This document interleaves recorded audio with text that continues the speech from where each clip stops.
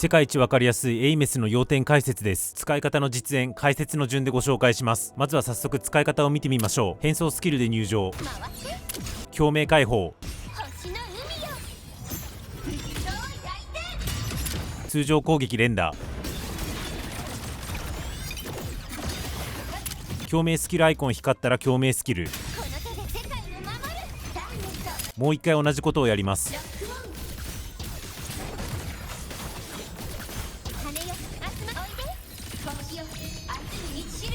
通常攻撃ボタン長押しで銃撃、強化共鳴解放、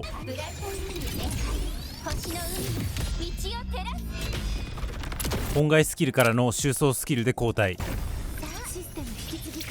これで OK です。それでは解説です。まず先に言っておくと、エイメスむっちゃくちゃややこしいです。ややこしさの原因は輪廻の時と似ていて、まずエイメスそのものの使い方の中にバージョン 3.0 で追加されたオフセットだインターフェアだっていう共和破壊の話が混ざっていること、そこにさらに今回新たに追加された声爆効果の話も混ざっていること、これらが組み合わさった結果手がつけられないデジタルゴーストになっています。正直共和破壊と声爆効果は抜きにしてエイメスそのものの使い方だけ理解しときゃいいような気もしますが、どれもメカニズムを平易に伝えられるよう頑張るので、興味あればお聞きください。まずは一旦共和破壊と声爆の話を全部抜きにしてエイメス自体の使い方をご紹介。エイメスには2つのゲージがあります。流れとしてはまず下のゲージを貯めて、次に貯めたゲージを消費して上のゲージを貯めます。で、上のゲージを4つ貯めてからちょっとゴニョゴニョすると強化共鳴解放が打てるので、この強化共鳴解放を打つことがゴールになります。それを踏まえて実際の動きを見てみましょう。変装スキルで入場した後、細かいこと考えず速攻で共鳴解放を使います。エイメスには普通の共鳴解放と強化共鳴解放の2種類があり、今使ったのは普通の方です。普通の方、強化の方という順番で使うことになるので、まずは普通の方を使いましょう。もしこの時共鳴エネルギーが溜まっておらず共鳴解放が使えなければ、適当に攻撃して共鳴エネルギーを貯めて、少なくとも変装スキルで入場してから15秒以内には共鳴解放を使えるようにしましょう。なんでそんなせかすのかというと、共鳴解放後の上のゲージに注目。いきなりゲージが2ポイント溜まってますね。さっき下のゲージを貯めてそれを消費して上のゲージを貯めるとか言いましたが、共鳴解放だけ例外で、共鳴解放するといきなり上のゲージを2つ貯められます。正確に言うと共鳴解放を使うと普通は1ポイントだけ貯まるんだけど、変装スキルで入場した時に得られる効果時間15秒のバフの間だけは追加で1ポイント貯められます。なので入場後15秒以内には共鳴解放を使うことを意識しましょう。共鳴解放で無事に上のゲージを2ポイント貯められたら、あとはもう2ポイント貯めるだけです。どうやって貯めるかっていうと、冒頭お話しした通り通常攻撃連打からの強化共鳴スキル、まずは通常攻撃ボタンを連打します。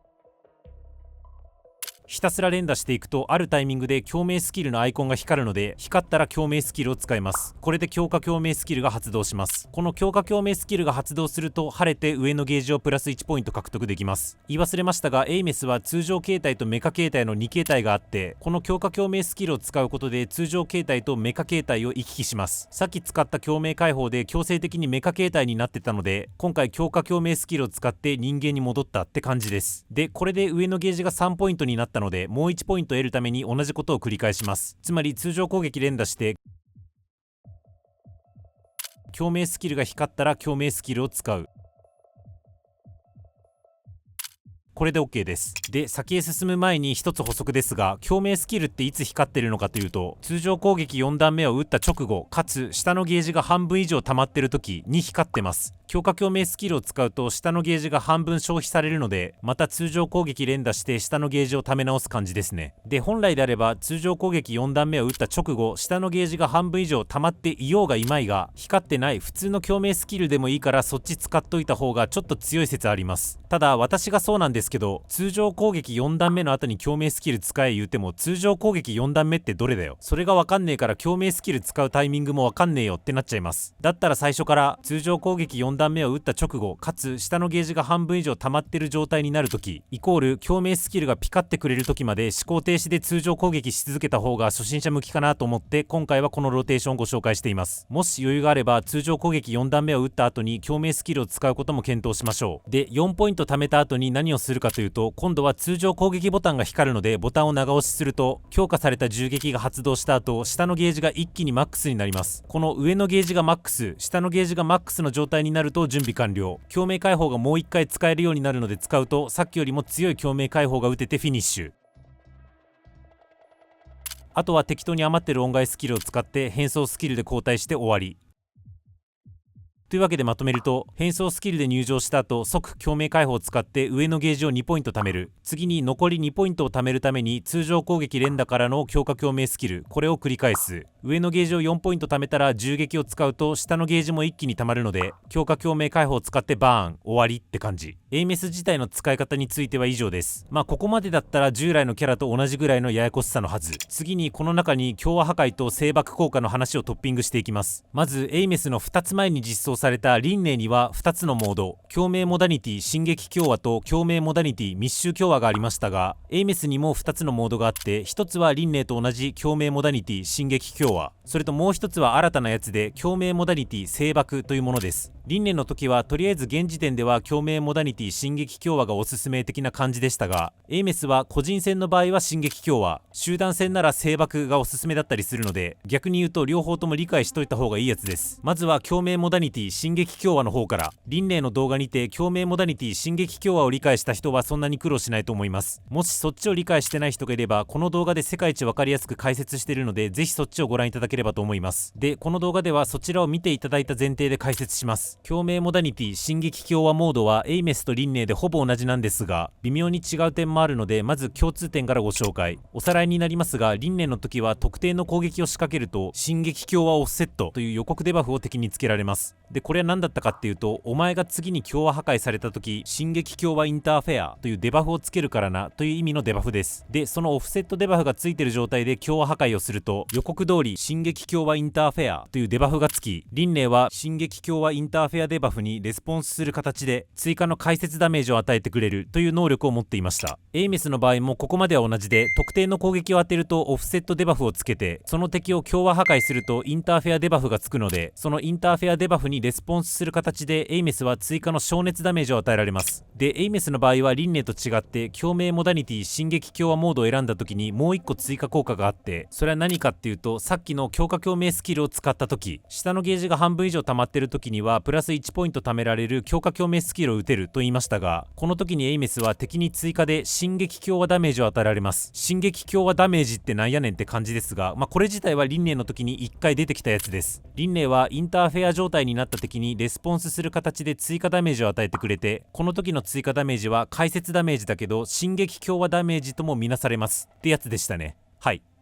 ピンとこなければ消熱ダメージとか共鳴解放ダメージとかそのうちの一種だな程度の認識で大丈夫です。要はボーナスダメージが与えられるってことですね。で、ここからもう一段ややこしいこと言うんですが、この時のエイメスの進撃共和ダメージはあるデバフに応じて余ダメージを上げられます。それがこの新デバフ進撃共和トレースというものです。そのデバフはいつつくのかというと、進撃共和インターフェアにレスポンスした時って言っても混乱すると思うんで、ちゃんと大元から言うと、エイメスなり輪廻が相手に特定の攻撃をして進撃共和オフセットデバフをつけて、そのオフセットがついてる相手を共和破壊するとインターフェア状態になりますが、この時インターフェア状態にレスポンスする能力を持ってるキャラをパーティーに編成していると、ここで晴れてレスポンスが発生するので、それトリガーで進撃共和トレースデバフがつくということです。現状インターフェア状態にレスポンスするキャラはバージョン 3.0 以降のキャラである輪廻、モーニエ、エイメスの3人なので、くっそざっくり言うと、輪廻、モーニエ、エイメス編成してる時に適当に殴って共和破壊したら、大体進撃共和トレースついてるよって感じです。進撃共和トレースデバフのスタック数はレスポンスできるキャラ ×10 スタックつくので、輪廻、モーニエ、エイメスと編成してる時が30スタックつくので最大です。で、話戻って、この進撃共和トレースがついてる時にエイメスがプラス1ポイント増やせる強化共鳴スキルを使うと、進撃共和トレースのスタック数を全解除する代わりに進撃共和ダメージが上がるって感じ。要はラハイロイの新キャラを編成してればしてるほどエイメスの追加ダメージ量が上がるってことですね。とってもややこしいですね。これが共鳴モダニティ進撃共和モードの方の紹介でした。続いては共鳴モダニティ声爆モードのご紹介。こっちはこっちでややこしくて、今回新たに追加された声爆デバフの話とエイメス独自能力である声爆トレースデバフの話が混ざっています。なので声爆デバフ、声爆トレースデバフの順でご紹介します。声爆デバフの方は、時限爆弾みたいなデバフで、さっきエイメスは共鳴モダニティ進撃共和モードの時、いろんな攻撃で進撃共和オフセットデバフを付与できると言いましたが、一方で共鳴モダニティ声爆モードの時はいろんな攻撃で声爆効果デバフを付与できます。今までオフセットできたのに、ここはオフセットじゃねえのかよって思いますが、それは置いといて、この声爆効果デバフはどんどんスタックしていき、5スタックまでは何もしないんですが、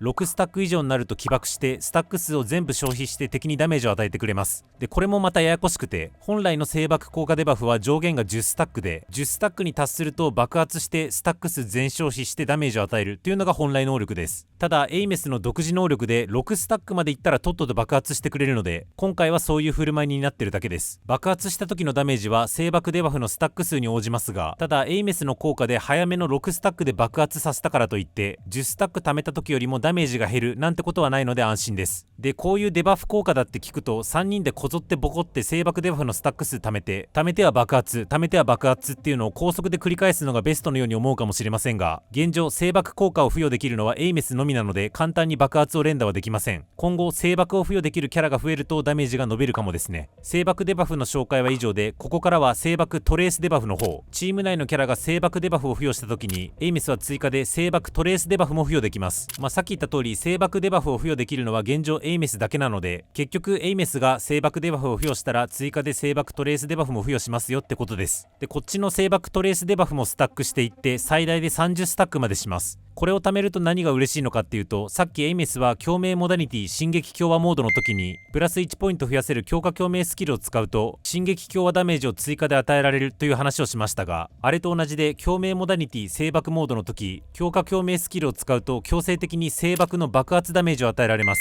要は本来であれば6スタック以上貯めないと声爆の爆発ってしないはずなんですけど、強化共鳴スキルを使うと声爆が何スタックだろうが即座に爆発させられるってこと。ただ先ほどと違い即座に爆発する言うても声爆のスタック数は解除されずに維持し続けてくれます。でこの時に声爆トレースデバフの方のスタックを全消費して消費したスタック数に応じて声爆の爆発ダメージを増やせます。ここがめっちゃくちゃ分かりにくいのでもう一回同じことを言います。本来の声爆デバフの仕様としては6スタック以上貯めることでそのスタック数を全消費する代わりに爆発してダメージを与えられるというものです。ただエイメスの場合、強化共鳴スキルを使った時に声爆デバフが何スタックだろうが爆発してダメージを与えてくれるし、しかもこの時声爆デバフのスタック数を消費しません。ただその代わり声爆トレースデバフの方のスタック数を全消費してその消費スタック数に応じて声爆デバフの爆発ダメージを上げられるということです。本来全スタック消費される方のデバフが消費されず、似た名前のデバフのスタック数が全消費されるという構図がバチクソ分かりにくいですね。そう聞くと声爆トレースデバフは最大30スタックまでするぐらいだから声爆トレースデバフを貯めるだけ貯めて一気に消費した方が強そうに見えるんですけれども、さっき言った通り声爆トレースデバフは声爆デバフを与えた時についでにつくもので、声爆デバフは現状エイメスしか付与できませんから、とても普通の回しでは30スタックなんて貯められません。結局これも今後声爆デバフを付与してくれるキャラの登場に期待ってところですね。で今まで言った話の中でさっき言ってた進撃強化は個人戦向き、声爆は集団戦向きって要素なくねって思うかもですが、この強化共鳴スキルを使った時に発動する追加ダメージの範囲が違くて、進撃強化ダメージの方は特定の1人に対する追加ダメージになってる一方、声爆の起爆ダメージについては複数的対象なのでそういう話になってます。